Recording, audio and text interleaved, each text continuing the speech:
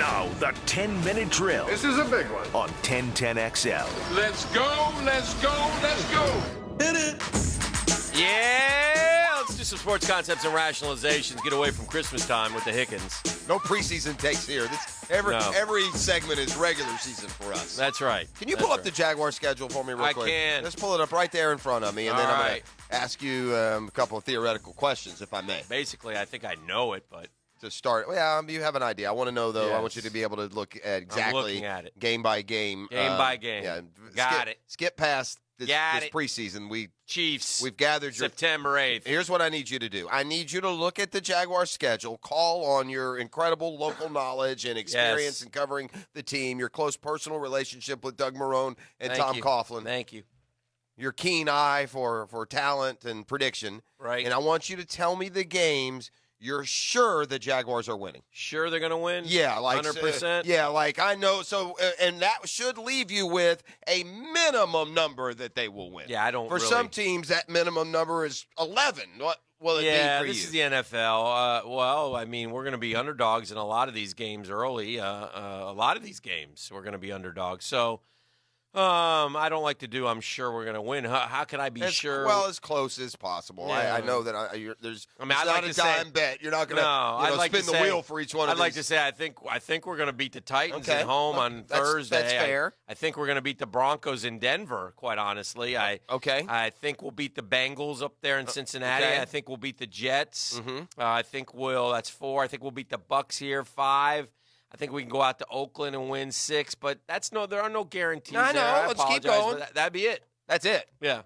The Texans in London, that doesn't suit you as a big advantage. Sure, no. Yeah. No. I would be as sure of that as I would of some of those. But That's you at least got to 6. My point is, Vinny Iyer, who's pretty good. I mean, Vinny's been covering the NFL for the Sporting News for a long time, unleashed his NFL predictions. Yeah, Dan, he's got the Jags 4-12. I'm just curious how you could get them that low. That's usually reserved for a team that has quarterback and coach transition and, like the Dolphins this year. And Vinny Iyer can take a suck pill. Is that what it is? Yeah. Okay. I don't know where he gets off with a big one, a little one, a capsule? Giant, big capsule? old suck pill. You hope it kind of gets lodged in his throat kind of pill? Yeah. They got to maybe hit him in the shoulder blades to knock couple it times. out. Okay. Yeah. All right. I don't like Vinny Iyer. He's no longer a friend of the program. He's drawn your ire. Quite honestly, we'll never have him on again. Okay. Yeah. Well, the audience will miss him, I'm sure. Back in the old days, we'd get him on immediately and bully him for about 10 minutes, but I don't want to do that. No. I just, that's just dumb. Look, I mean, now they don't deserve to be included among the bottom 4 or 5 teams. They don't deserve that. You don't have to say they're going to the Super Bowl like our boy Tannenbaum did, new friend of the program. Friend of the program. Best friend. We should probably get him on. Did we just become best friends? Yup. That just happened. I mean, I could even take 6 and 10, and I don't have good feelings about them. That's fine. You don't have to be overly sunshine. But 4 and 12 is the dregs of the dregs. 4 and 12 get you in the bottom 5 draft picks again. Yeah. Yes, it does. Yeah, that's right. They would be tied for the 4th. If the Jags, no, I'm not going to do that. Well, that's. But anyway, I was disappointed nonetheless. Disappointed in Vinny Iyer. Did Brandon Hyde say to Chris Davis, have we something like, I can't believe someone paid you $161 million? Is that why you went after him last night? I don't know what it was. I think it's unconfirmed. Neither is saying for sure. Okay. I can't imagine that anyone in the dugout would let that out. The sad thing about the Orioles and just the complete discombobulation they've had here is that the story is the Yankees, who hit another 5 home runs in Camden Yards last night. I just read someone near and dear to our hearts, Davy Johnson's book. Okay. Davey was hit. I saw Davy Johnson hit a home run as an Atlanta Brave. Yeah, Davy Johnson hit 40-some home runs as an Atlanta Brave. The Braves were the first team with 3 guys with 40. Hank Aaron, and you know who the third? Yeah, Darrell Evans. Attaboy. And so Davy Johnson, by the way, has had a really fascinating, if you love baseball, fascinating career. Because he was a really good baseball player. I think he played in Japan or something. Yeah. He did. He was a really good baseball player, and he was a really good baseball manager. He was. Now, if you read his book, he's not afraid to tell you how good he was, but that's a different story. But Davy Johnson was a member of the Baltimore Orioles of the 60s. If you're a child of the 80s like us, you have vague recollection of the Baltimore Orioles of the early 70s. They were a dynasty, a powerhouse that really could have won 3 world championships in a row like the Oakland A's then went and did. That's who you beat, isn't it, in 69? We beat the Orioles. The Orioles won in 66 over the Dodgers. They they swept them, I believe. They lost to the Masons in 69. They beat the Reds in 70 and lost to the Pirates in 71. But what I'm trying to say is that is a proud franchise that has just hit the bottom of the barrel, man. Holy smokes, they're awful. Well, they had been 17 and 16 their last before this series. You think we beat up on the Marlins? Yeah, that's just embarrassing. They've hit, I think, 43 home runs in Camden Yard. They're 10-0 in Camden Yards. I mean, it's just a joke. I mean, so to the point that really, if you're Major League Baseball and you're having your owners meeting, somebody's got to step up from the other divisions and say, listen, no disrespect, Pete. That would be Pete Angelos, I believe, is still the owner. Is that correct? I don't Pete, know. can you put some money into your operation? This is a joke. The Orioles are proud, like you said, a proud franchise. That's what I'm saying. Even at Camden Yards, they've had title contending teams. No question. Not in a while. You went down memory lane to your youth and really one of the sore spots every year. Can I go down? Christmas?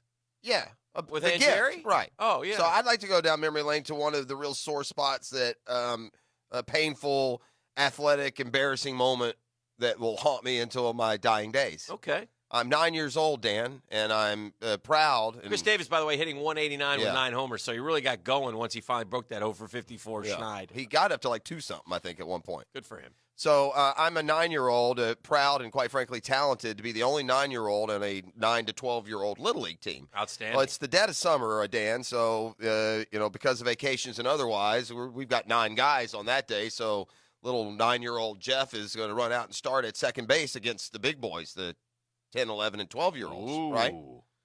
There was like a 6'2" behemoth pitching, but that's not where this story goes askew. As I play second base, already to the point, but not realizing it, that I need glasses. And when you first realize you need glasses, it hits you at nighttime. But anyway, I'm standing at second base, and a high pop-up to the infield is launched by one of those bat-swinging behemoths. I mean, a pop fly, and I got under the ball, and I did all of the things you're supposed to. I called off the infield, my pipsqueaky 9-year-old voice, letting them know that I got it.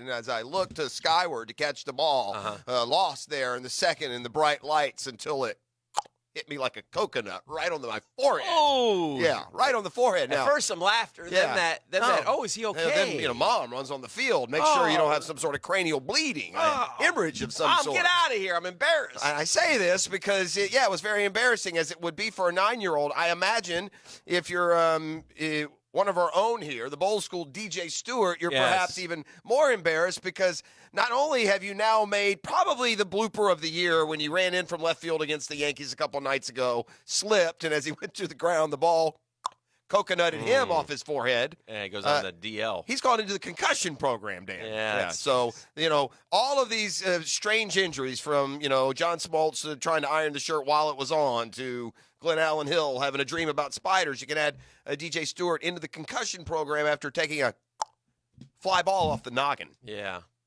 I think we call that injury to insult. Yeah, that wasn't good. You feel he just got called up too. So, I know. and he's played at Bowles, played at FSU. Baseball I player. think they're from Yulee. I think they're up that direction. So he's very good. But now he has his 9-year-old moment. Yeah, Tigers playing gallery free this morning, by the way, because they had some storms up there and they're not letting the patrons on until after 10 o'clock. Yeah, so it's bad news actually for Tiger because there's no numbers he can grab from any little hotties in the gallery. He did a thing. I watched this thing on Golf Channel yesterday. He and it was on the Twitter site, but he and Joey sat down and answered questions from the fans. Oh, I mean, that reminds me of like Gene Smith being at the press conference for the draft. Do you really have a question for Joey? Yeah, they asked Joey what he did. Joey, how heavy are the bags? He asked Joey what he did to celebrate after the Masters, and Joey said, I drank 100 beers, which is a lot of beer, by the way. Yeah, it's probably embellished. But things along those lines, and the couple interesting things from Tiger and answering the questions. First off, again, new Tiger sits down and answers questions from the fans with Joey, by the way. Old Tiger, you wouldn't even have asked him that question, right? Hey, Tiger, can we get you for 15 minutes to sit down and answer some questions? That doesn't seem plausible, no. You wouldn't even ask. You would ask Glenn Greenspan, Tiger's guy, and then Glenn would say, yeah, I'll run that by him, and then come back and say, oh, no, sorry, he's not. And he wouldn't even run it by him. But anyway, he has a course that he's never played that I think you'll know the name of, that he said he's still never played. That's Pine Valley. Is that the number one rated course in the country? It's Is like that up New in Jersey, I think? Yeah. You've heard a lot of great things about it.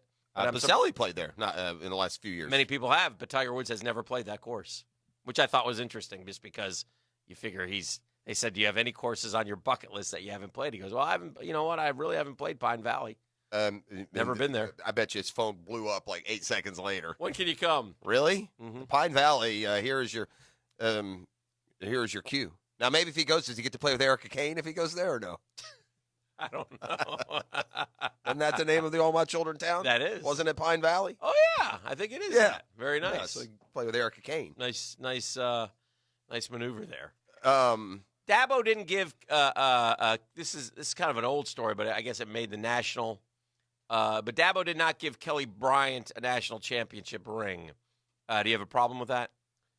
Well, I don't have a problem with it. I do think it's a little bit petty. So I think he's above that. I know that look, when you take your ball and go home and quit on your guys, it's hard to get the Congressional Medal of Freedom. I mean, you're not going to get a Purple Heart when you know bailed on the guys in the trenches. But that doesn't mean that he didn't quarterback and win those 4 games. Right. Maybe freshman Trevor Lawrence, who's a far better player, maybe he's not ready to go win at Texas A&M early in the year. Maybe not. Whereas Bryant's experience in the big games, and ironically, the game was so close that it made you lose confidence in him. If you're Dabo, look, Dabo won the battle, right? He had the smarts and the intuitiveness to know that if I'm going to beat Alabama, I'm not worried about this regular season. I got to think about January, and I need to put Trevor Lawrence in that spot, and it didn't sit well with me when Kelly Bryant up and quit because he lost the job. So, obviously didn't sit well with Dabo either. But he did quarterback 4 games. He did go 4-0 as a starter. So, I think that, if we had a lawsuit here, I think he could get one of those rings. But, obviously, won't go that far. What about you? What do you think? I think that, and I think, first off, I think public opinion would be split. I think it'd be 50-50.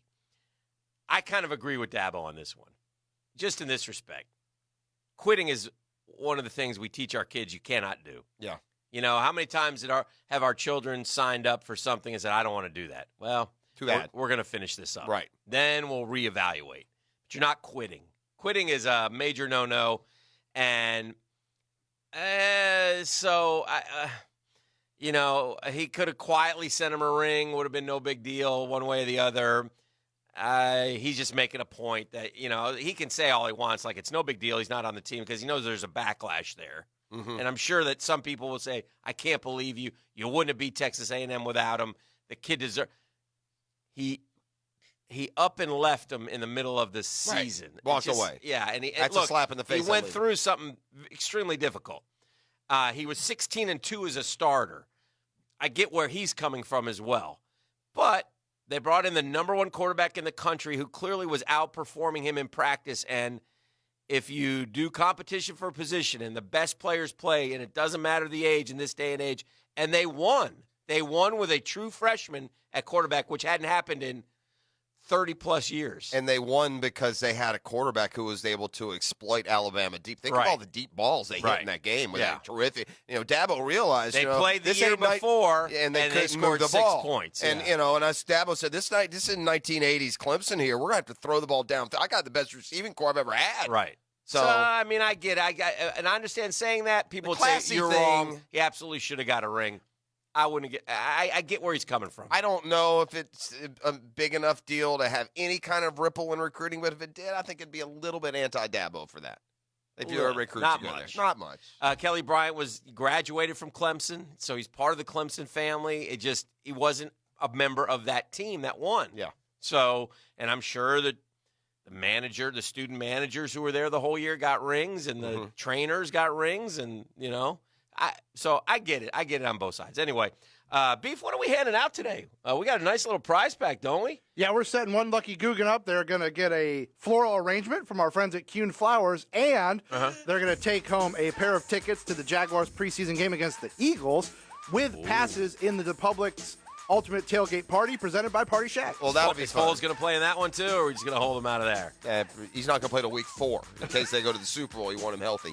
Doc Kevin Murphy's next, so we're going to ask him all about Antonio Brown's feet. So, you better have some answers. Rush up on your cryotherapy.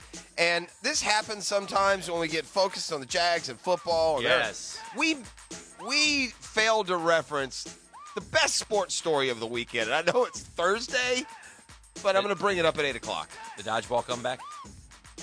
Better than that. Ooh. All right, it's Wow. a Custom Tree Surgeons Thursday. This is the drill.